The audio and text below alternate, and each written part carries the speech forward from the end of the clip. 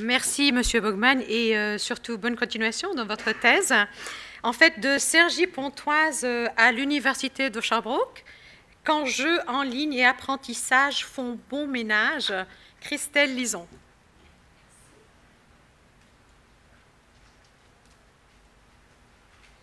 Ça faisait longtemps que je ne m'étais pas retrouvée dans un espace qui ressemble vraiment à un truc de prof, hein, vu que je ne fais qu'enseigner en ligne.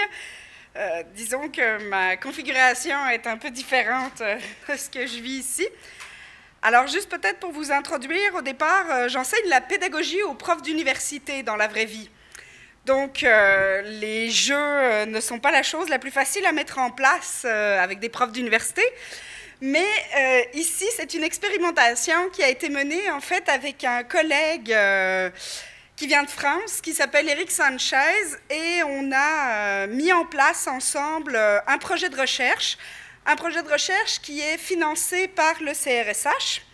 Alors, au départ, le projet, la façon dont il avait été défini, c'était le projet vise à explorer les apports des jeux dans un cadre scolaire en tant que situation permettant d'une part la prise en compte de la culture des natifs du numérique et d'autre part l'instauration d'un nouveau rapport au savoir du point de vue épistémologique. Et nous, c'est vraiment l'aspect épistémologie qui nous intéressait.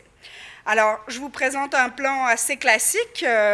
Discuter une petite introduction, parler de jeux sérieux, serious game versus justement digital epistemic game, qui est ce que nous avons retenu. La question de l'épistémologie personnelle en elle-même, notre jeu qui s'intitule Climaction, la méthodologie de recherche qu'on a employée, quelques résultats, puis les conclusions. Vous dire aussi que c'est un jeu qui a commencé en 2012, il a été joué à plusieurs reprises en France, au Québec, et il continue en fait à être amélioré. Alors, la première chose qu'on s'est mis de l'avant, c'est l'idée que les jeux sérieux sont assez controversés dans le monde de l'éducation. On nous parle beaucoup du jeu dans le monde de la vie, mais on s'est demandé au départ si c'était un peu l'approche brocoli recouvert de chocolat, c'est-à-dire je vais te faire passer du contenu, mais on va jouer, ça va être le fun.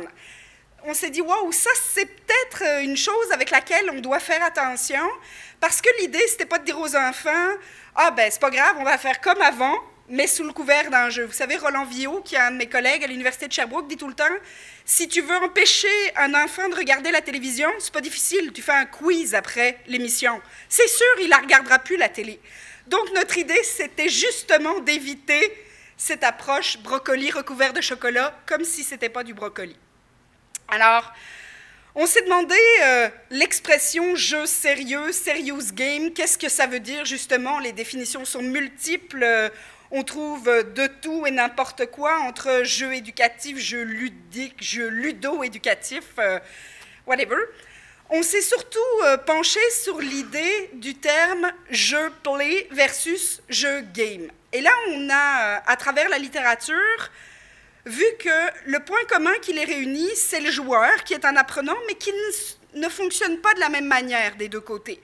C'est-à-dire, du côté du jeu play, il y a un espace de liberté qui est beaucoup plus large que dans le jeu game, où les règles vont être beaucoup plus structurées.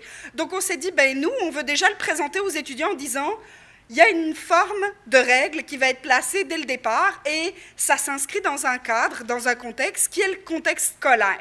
Donc ça, c'est sûr, pour nous, c'était important de ne pas leurrer les étudiants. Il y avait des contenus disciplinaires à travers le jeu. On voulait que ce soit clair et net. Évidemment, quand on se dit jeu sérieux, on est revenu avec Henriot qui disait « le jeu n'est pas dans la chose, mais dans l'usage qu'on en fait ». Et donc l'idée pour nous, c'était vraiment de dire « mais il y a moyen » d'utiliser un jeu pour qu'il devienne source d'apprentissage. De là, ils font bon ménage. Nous, on était convaincus que c'était faisable. Alors, on s'est beaucoup questionné sur cette expression « serious game ». On a lu pas mal et on en est arrivé à l'idée que ce qui nous intéressait, c'était la question des digital epistemic games en tant que jeu épistémique numérique. Pourquoi? Parce que le jeu épistémique numérique, ça permet de faire en sorte que les élèves apprennent en résolvant des problèmes qui sont réalistes, complexes et significatifs. Donc, pour nous, c'était ça la situation d'apprentissage qu'il y avait derrière.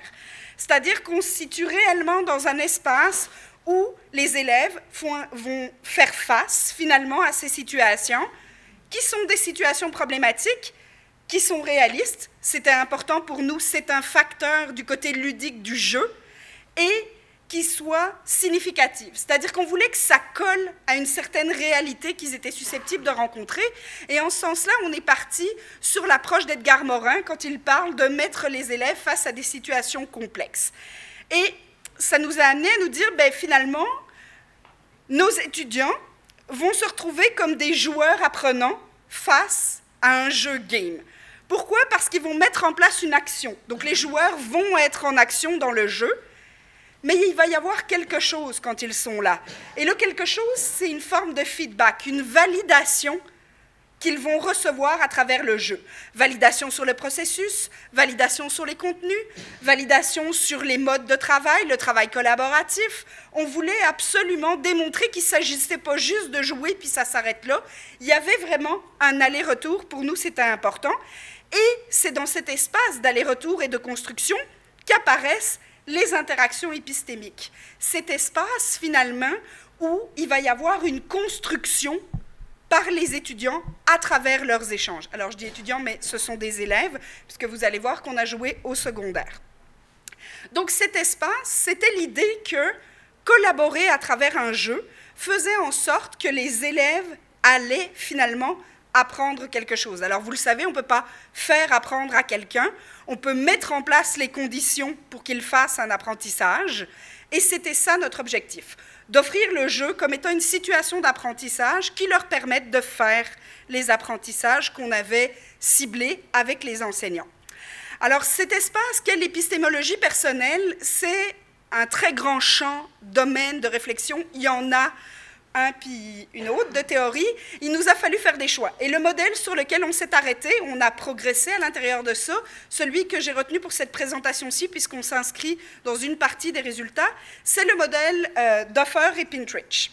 Alors, Hoffer et Pintrich parlent en fait au départ, si vous voulez, de deux axes en particulier, que sont la nature de la connaissance et la nature de l'acte de connaître. Et ils disent, dans la nature de la connaissance, il y a deux dimensions. La première, c'est la certitude. Ça va sur un continuum qu'on a divisé, dans notre cas, en 3 niveaux possibles.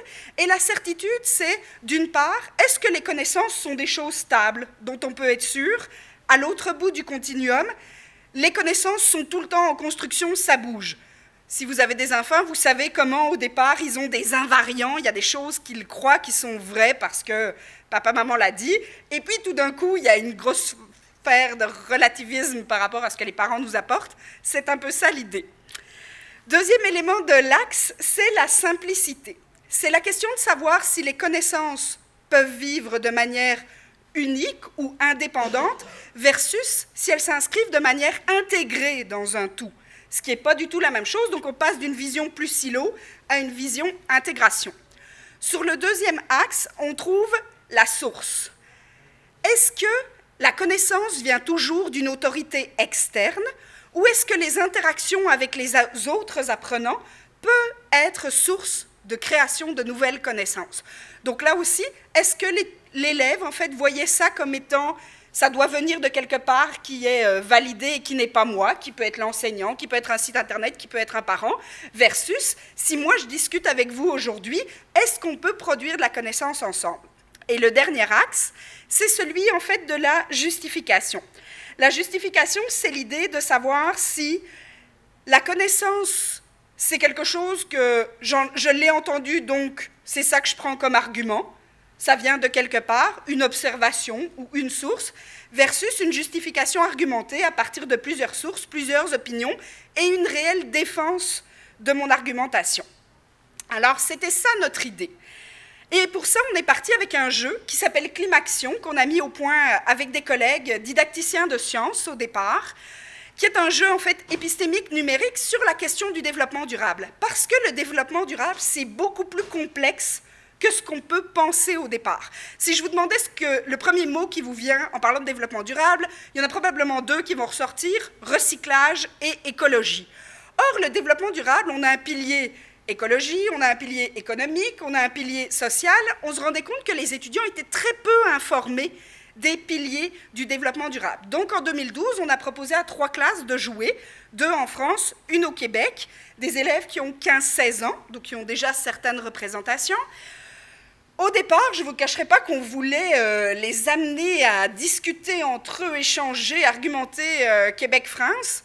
Et on s'est rendu compte que 6 heures de décalage horaire, c'était très difficile. C'est marrant parce que nous, on ne le voit pas comme chercheurs, on ne s'en rendait pas compte, on trouvait ça ben cool. Mais les directions d'école trouvaient ça beaucoup moins cool. Notre idée de, ben ouais, fine, il n'y a pas de problème, on va te donner la salle quand tu veux. Ah non, ça ne marche pas. L'horaire, ah non, ça ne marche pas. Il y avait une classe en France qui travaille le samedi. Faire venir les collègues de classe au Québec le samedi, no way. On s'est donc buté et on a joué un peu plus individuel que prévu, mais on a quand même fait le travail. Alors, en termes de méthodologie de recherche, on est allé essentiellement au départ avec 4 outils. Un questionnaire qui a été passé 2 fois, qui est exactement le même. Des forums, un forum avec des experts du développement durable, plutôt les profs et quelques experts externes, et un forum joueur où c'était les élèves qui échangeaient entre eux, des présentations orales qu'ils faisaient à 2 reprises, et des groupes de discussion enseignants-étudiants. Alors, les approches qualitatives avec une grille de codage quantitative. Ici, je vais me concentrer, vous allez voir, sur l'approche quali, mais en vous donnant quelques éléments de quanti, vous voyez comment la collecte, en fait, s'est déroulée. Alors, ce qu'on voit, c'est que le nombre de messages, d'abord, qui ont été postés sur le forum, et là, il y a 28 fils de discussion qui, en bout de ligne, ont été analysés une fois qu'on a enlevé tous les éléments qui ne méritaient pas vraiment réponse, ou codage, on voit que les messages diminuent. Entre janvier et mars, beaucoup au début, et les choses se sont tranquillement pas vite stabilisées entre les équipes pour diminuer de manière significative. Ensuite, ce qu'on a vu, c'est que ces répartitions qu'on a fait des codages, on l'a fait selon 3 niveaux, en fonction du continuum dont je vous parlais tout à l'heure. On a codé niveau 1, niveau 2, niveau 3, et vous voyez qu'en fonction des dimensions, les niveaux mobilisés n'ont pas été les mêmes. Certitude, vous voyez un tout petit niveau. Simplicité, vous voyez tout de suite que c'est la dimension qui a été la plus sollicitée. Source, 0. Et justification, avec surprise, le niveau 3 qui a été le plus utilisé. Alors, pour vous donner quelques éléments, comme je vous disais, la certitude, c'est cet espace de la vérité absolue au savoir changeant. On a constaté qu'elle était quasi absente des forums. En fait, les élèves ne mobilisaient pas, ne voyaient pas, ne discutaient pas d'éléments propres à cette dimension. On a trouvé un élément qui touchait la validation du savoir avec, par exemple, un étudiant très typique qui d'ailleurs a posté des choses très différentes de ses autres collègues dans les forums en disant « Actuellement, il n'y a aucun matériau soi-disant hyper isolant qui garantit la possibilité de se passer de systèmes de chauffage qui soient accessibles d'un côté monétaire ou écologique. » Donc vraiment un étudiant qui avait été chercher de l'information. Au niveau de la simplicité, donc vérité factuelle versus savoir contingent à l'autre bout, vous l'avez vu tout à l'heure sur le schéma, très représenté dans les forums. On a vu d'abord au départ de niveau 1 beaucoup d'interventions qui réduisaient la notion de développement durable à celle d'écologie. Dans les noms qu'ils ont pris pour leurs équipes, comme Eco People Power, ou bien un étudiant qui disait car écologie rime avec bois, c'est évident, tout le monde sait ça. Une vraie bombe climatique, quand on leur a parlé de certaines sources d'énergie, c'était vraiment non. On a vu des éléments de contextualisation, donc de niveau 2 aussi apparaître. J'ai vu que votre système d'isolation dépend beaucoup sur le soleil. Or, le niveau d'ensoleillement au Québec est pas mal plus réduit qu'en Europe, ce qui fait en sorte qu'il y aurait un manque d'énergie. Donc là, c'est un échange étudiant qui a bien remarqué le temps que nous avons. Effectivement, ça posait un vrai problème par rapport à la source d'énergie solaire qui était choisie dans ce groupe-là, parce qu'il y avait une vraie différence que l'élève relève. Donc on voit que là, il fait appel au contexte dans lequel il habite.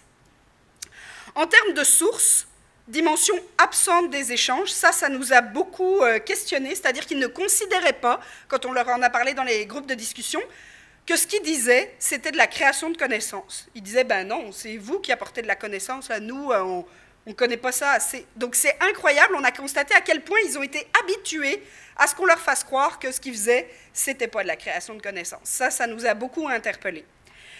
En termes de justification, donc savoir d'expert versus savoir expérimenté, une dimension très représentée, surtout au niveau 3 et au deuxième niveau du jeu, au moment où ils ont fait leur présentation orale en fait. Là, ils ont fait un vrai travail pour faire leur justification.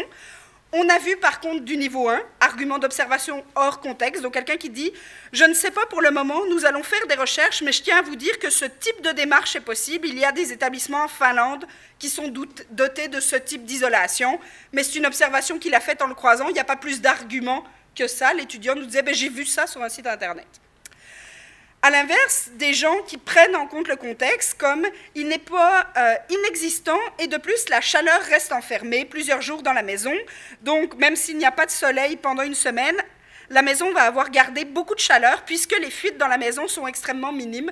Parfois, il faut décoder un peu là, quand ils nous écrivent des trucs, mais on voyait vraiment que là, il y avait une prise en compte du contexte par rapport à la maison, par rapport à l'isolement. Ou vraiment quelqu'un qui a une démarche critique de l'expertise, qui dit « J'ai fait quelques recherches sur le sujet et je n'ai jamais vu de maison qui pourrait nous donner une isolation parfaite. D'ailleurs, j'aimerais bien avoir vos sources. Ça m'étonnerait que ces maisons n'aient pas besoin de chauffage. » Donc vraiment, une critique par rapport à ce qu'un collègue proposait, une mise en doute de ses connaissances. On a trouvé que c'était très intéressant. Alors, tout ça, ça nous a amené à dire que on voyait la mobilisation des deux axes de l'épistémologie personnelle, mais avec une disparité au niveau des dimensions, ce qui était présent dans d'autres recherches qui avaient utilisé le modèle de Hofer et Pintrich, ce qui nous a rassurés d'une certaine manière, et qu'il y avait une évolution qui était différente en fonction des phases du jeu. Quand ils sont en début, quand ils sont en présentation orale, quand ils sont à la fin, ce n'est pas les mêmes dimensions qu'ils mobilisent. On voit que cognitivement, ils ne sont pas au même endroit au même moment. Ce qu'on a remarqué, par contre, c'est qu'il n'y a pas d'évolution de l'épistémologie générale, mais une évolution de l'épistémologie personnelle disciplinaire, parce que dans les groupes de discussion, tous les étudiants nous ont parlé de l'évolution de leurs connaissances concernant le développement durable.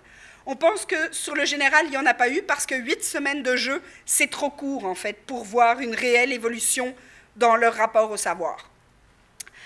Ce qu'on a eu, c'est un intérêt pour le jeu, mais, par exemple, on a eu un étudiant qui dit « Je pense qu'on retient mieux parce que d'une certaine façon, on est motivé à chercher les informations nous-mêmes et je pense que quand on le fait pour nous, on retient quand même mieux et, que si on est forcé par un professeur. Forcé, regardez le choix du terme.